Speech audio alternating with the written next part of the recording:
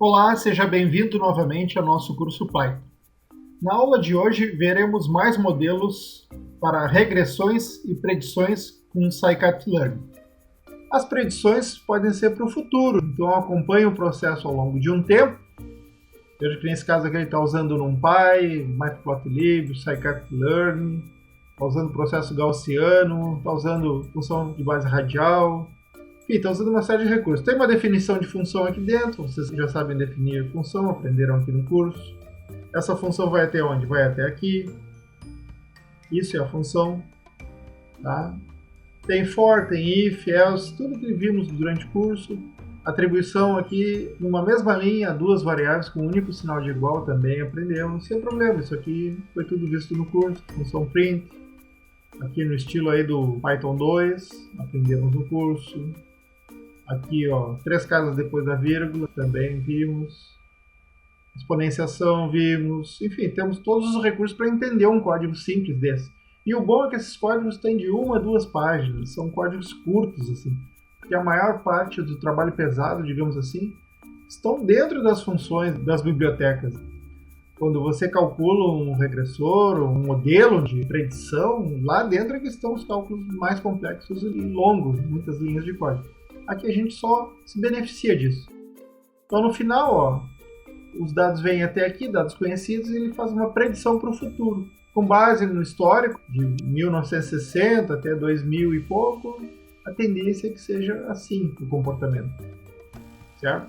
Vejam que todos esses exemplos ele está imprimindo esse underline, underline, doc, underline, underline.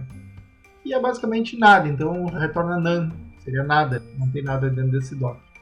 Ó, aqui usou muita chamada aqui de biblioteca, só que em vez de chamar toda a scikit-learn, ele começou a chamar de alguns pacotes dentro da scikit-learn, ele chamou algumas funções, bem criterioso aqui no chamado de funções.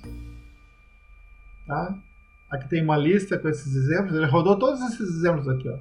Nearest neighbors, os vizinhos mais próximos, modelo linear com SVM, que é Support Vector Machine, uma máquina de vetor suporte, função de base radial, gaussiana e assim vai.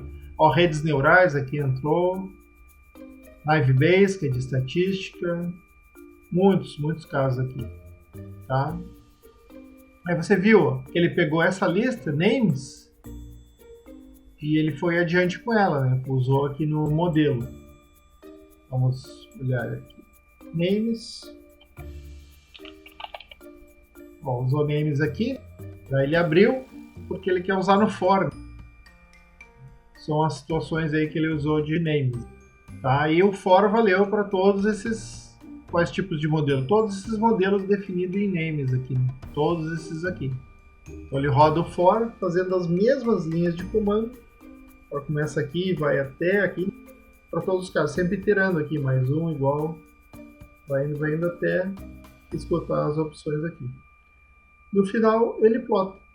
lt.show, ele plota e dá esse resultado aqui. Como esse resultado ficou pequeno, para nós vermos, eu acho interessante rodar aqui para você. Então ele começa com none, que é aquele print do doc, não tem nada. Só para saber que ele começou a processar. E aí, depois de um tempinho, ele retorna toda aquela estrutura lá de imagens, onde eu tenho informações úteis.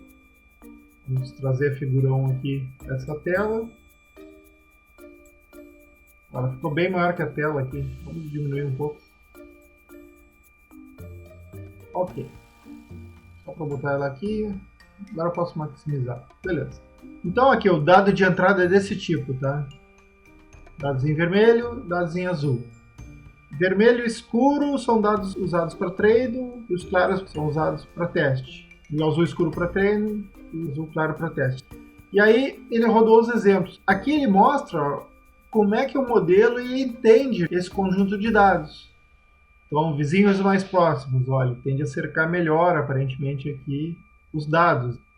A predição é fraca em azul claro e fraca em vermelho claro. Ela é forte, já em azul escuro e vermelho escuro. E aqui está com uma taxa de acerto de 97%.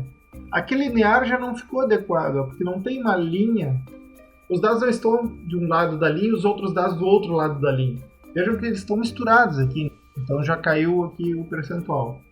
Aqui de base radial serviu adequadamente, ele tenta cercar os dados, 97%. Gaussiano também foi bom. Árvore de decisão, melhor que a linear, mas pior que as outras três que eu citei, Gaussiano, RBF e Nearest Neighbor, os vizinhos mais próximos. Aqui uma floresta randômica, redes neurais 93%, foi bom também. E tem o Naive-Bayes, baseado em estatística, 88%. Tem outros modelos aqui.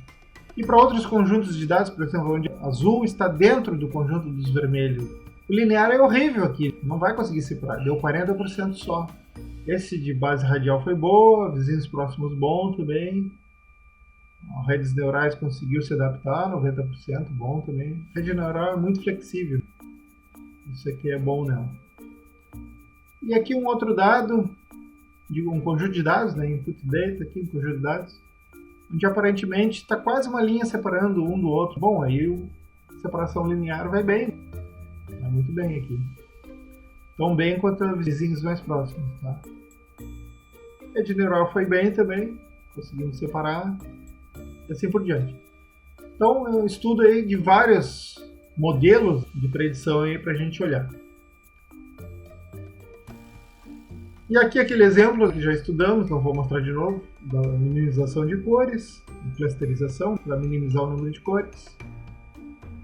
E aqui um exemplo interessante, que é para reconhecer caracteres de 0 a 9. Isso aqui eu vou rodar aqui no VS Code também para você olhar. Vamos lá, copiamos aqui.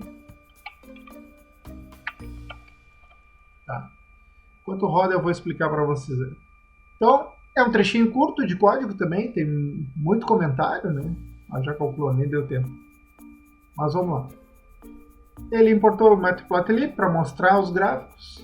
Scikit-learn para aprendizado de máquina, ele tem que aprender a reconhecer os dígitos de 0 a 9. E aí ele começa a operar aqui dentro. Então aqui, ó, ele, por exemplo, usa nearest como interpolação. Aqui ele calcula support vector classifier, usou nesse caso. E aí, no final, ele mostra a matriz de confusão. O que é a matriz de confusão? Só para você entender. Essa matriz que aparece aqui no final, vamos mostrar ela maior aqui. Tá? Aqui os rótulos dos números certos, de 0 a 9. 0, 1, 2, 3, 9. E aqui o rótulo das predições. Então vai ver que para o número 0... 87 vezes foram previstas como realmente 0. Então deu certinho aqui. Tá? O número 1, 88 vezes como 1. Certinho aqui também. Mas teve uma das vezes, aqui o 0, por exemplo, apareceu uma das vezes como 4. E o número 1 apareceu aqui uma das vezes como 2 e uma outra vez aqui como 8 e outra vez como 9. São as piores predições. Então, esse 1 real foi entendido como 2, como 8, como 9. E o pior aqui foi o 3. O 3 real, ele foi entendido como 3, 79 vezes, mas ele também foi entendido como outros valores aqui, ó. 3, 4, 5. Tá? Então, para reconhecimento ótico de caracteres, são algoritmos interessantes que a gente possa estar usando aí. E o Scikit-learn é fundamental para que a gente tenha esses bons resultados. Ok? Na aula que vem, nós vamos ver a próxima aplicação, que é de TensorFlow.